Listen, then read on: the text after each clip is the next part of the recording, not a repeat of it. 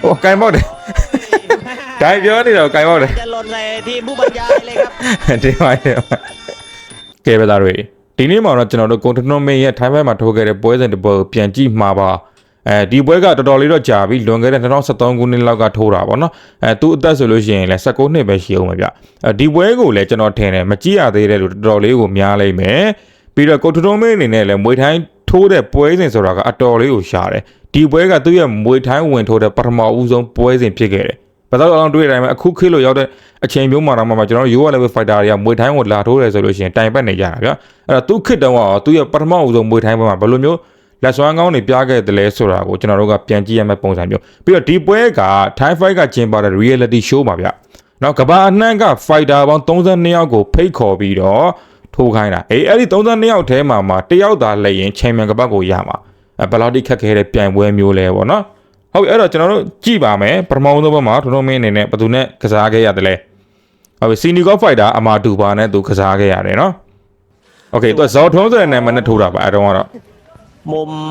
ดำนะครับก็คือทางด้านของซอตันครับอายุ19ปีตอนนั้นเองครับ19နှစ်ပဲရှိသေးတယ်กุ้งนะครับเมียนมาအဲ့ဒီတော့မှပဲကိုထနိုမင်းရဲ့သူ့ရဲ့ပွဲက100ကျော်နေပြီဗျာသိလား19နှစ်အချိန်မှာသူကပွဲ100ကျော်နေပြီแพ้มาတော်တော်လေးကိုများတဲ့ပမာဏပဲပေါ့နော်โอเคကြည့်အောင်တပတ်ကမာတူပါသူတက်အကောင့်တော်တော်လေးကြီးတာကိုတွေ့ရတယ်အရန်မောင်းလည်းကောင်းတယ်ဟုတ်ပြီဘော်ဒီဟက်ကစ်လှတယ်ဗျကွန်ဘိုတွဲတာတွေလိုကစ်คู่นี้ชกเยอะครับ140ครั้งนี่สำหรับนักมวยจากพม่าเอ้ยအဝင်တော်လေးကျန်းတယ်ဗျအော်လှလိုက်တဲ့ကွန်ဘိုสวัสดีครับผมတစ်ဖက်ကခြေကန်ချက်ကိုလည်းသူလက်သီးနဲ့ပြန်ကောင်တာနိုင်တယ်နော်သိလားအမลูกนี้တော်လေးမိုက်တယ်ဗျတော်လေးမိုက်တယ်နော်กรรมการ2013ခုနှစ်က UR level fighter နော်လူငယ် fighter နော် bro 2013ခုနှစ်ကလူငယ် fighter တယောက်แล้วก็สับมือชกต่อတထောင်ပဲโอ้ดูจริงๆ body kit โอ้โห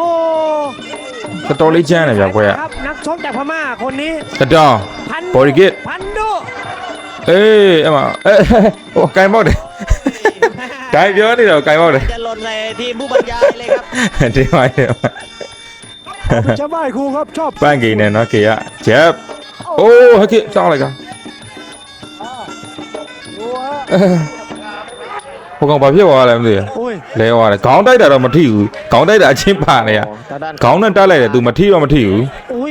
ဒါပေမဲ့ဒီကောင်ခြေထောက်လဲသွားလားမသိဘူးရခြေထောက်လဲသွားတာလားဒါမှမဟုတ်ပွဲဆောင်းမှာကန်ထားတဲ့လေလိုကစ်တစ်ချက်ကန်ထားတယ်ဗျအဲ့ဒီဘက်ကိုအဲ့ဒါပြန်နာသွားတာလားဘယ်လိုဖြစ်တာလဲတော့မသိဘူးနော်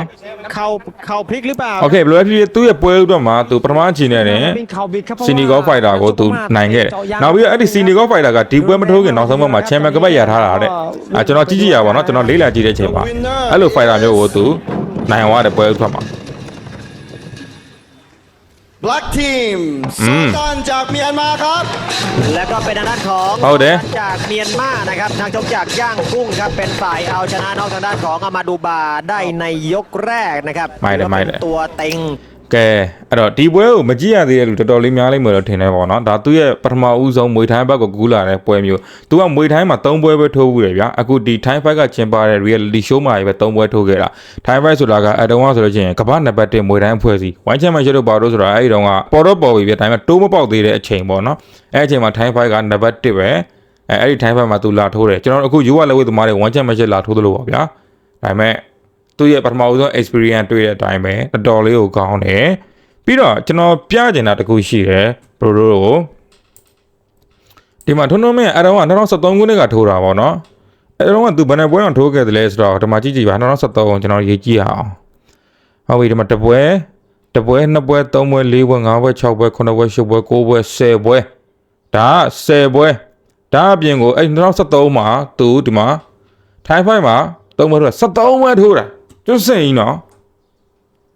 ရှိတာမှဗျာကျွန်တော်တစ်နှစ်မှာ12လပဲရှိ12လမှာသူ73ပွဲထိုးတယ်ဆိုတော့တော်တော်ကြီးကိုပိုအစိတ်တယ်လို့ပြောလို့ရတယ်ဒီမှာပြီးတော့ဒီမှာသူထိုးတဲ့ဒီ Thai Fight မှာဆိုလို့ရှိရင်လည်း1ရက်နေ့မှာတစ်ပွဲထိုးတယ်9ရက်နေ့မှာတစ်ပွဲထိုးရတာဆိုတော့ဟို4ရက်ပဲခြားပြီးသူထိုးရတာပေါ့နော်ဒီမှာသူတစ်ပွဲတော့ရှုံးသွားတယ်ဘယ်လိုဖြစ်ပါအဲ့လိုရဲစစိတ်လေးထိုးတဲ့အခါမှာသူနိုင်တယ်ပေါ့နော်အဲ့တော့ပ ပွဲလဲအင်မတန်ကူးတာကျန်းတဲ့ fighter 2014မှာဆိုရင်ဘယ်နှပွဲလဲတပွဲ2ပွဲ3ပွဲ4ပွဲ5ပွဲ6ပွဲ9ပွဲ10ပွဲ9ပွဲ10ပွဲ17ပွဲဆိုင်ရဝါရှင်တန်ကိုနောက်ဆုံးပွဲမှာသူ2014ခုနှစ်နောက်ဆုံးပွဲမှာသူအလဲထိုးနဲ့ရှုံးသွားတယ်ပွဲကျွတ်စင်ကြီးပဲအရန်စိတ်တယ်ကျွန်တော်ရိုးရလက်ဝဲသမားတွေအဲ့လိုပွဲစိတ်တာကြောင့်လဲနောက်ပိုင်းတွေမှာတိုင်ပတ်သွားတာလာတော့ကျွန်တော်တွေမပြောတတ်ဘူးเนาะအခုတွေ့တဲ့အတိုင်းပဲတော်များတဲ့ပမာဏကိုသူထိုးထားတာပါเนาะဒါကြောင့်မို့လို့အခုဒီသူ့ဘွားနှောင်းမိုင်းရောက်တဲ့အချိန်မှာပွဲတွေအများကြီးမထိုးတော့တာကောလေကျွန်တော်တို့အပြစ်တော့ပြောလို့တော့မရဘူးဟုတ်တယ်မလားဒီလောက်ထိသူပွဲတွေထိုးထားတယ်သူခေတ်သူခါတော့ဆိုရင်လေသူကတော်တော်လေးကိုကြမ်းခဲ့တဲ့ fighter တယောက်ပဲဒါကူနာပွဲမှာလည်းကြည့်လိုက်ဒီမွေထိုင်းလိုကစားနေအောက်မှာသူတဒေါင်တွေလည်းသုံးနိုင်တယ်လက်သီးလည်းကောင်းသုံးနိုင်တယ် low kick body kick head kick အကုန်လုံးသူပြနိုင်တယ်အဲ့တော့ကအသက်19နှစ်အရွယ်ပဲသူရှိသေးတယ်ဒါကကျွန်တော်တို့အခုတော့မှရိုးရလက်ဝဲ fighter လေးတွေအတူယူရမှာเนาะအဲ့တော့ဆိုလို့ရှိရင်ထွန်းမင်းတို့တွေမကပါဘူးဒီကိုဝင်းထွန်းတို့ကိုတွေးမရှောင်တို့ကလည်းကြမ်းနေတဲ့အချိန်ပေါ့ဗျာသူတို့လည်းထိုးခွင့်ရခဲ့ရင်တော့ကောင်းတာပါသိရမလား